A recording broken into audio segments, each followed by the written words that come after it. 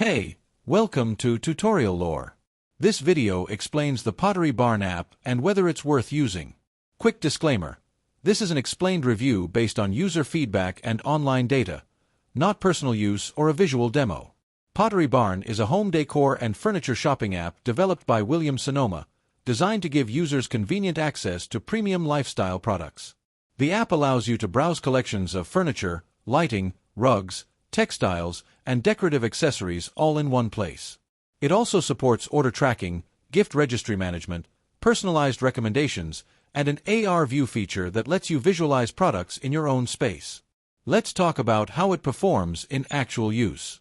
The app is widely appreciated for its clean and elegant design, easy navigation, and high-quality product images that provide a realistic shopping experience.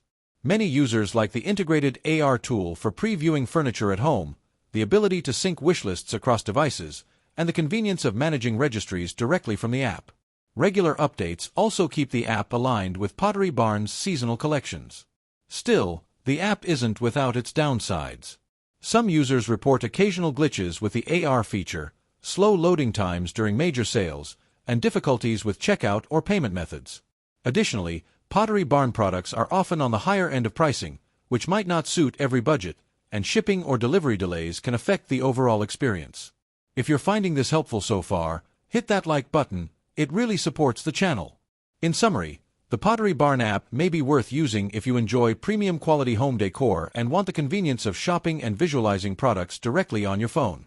It shines in style, personalization, and ease of use. However, if you're looking for budget-friendly options or faster delivery, it might not fully meet your needs. This is not a commercial or paid promotion, but an informational video. For inquiries, contact the email address stated in the description.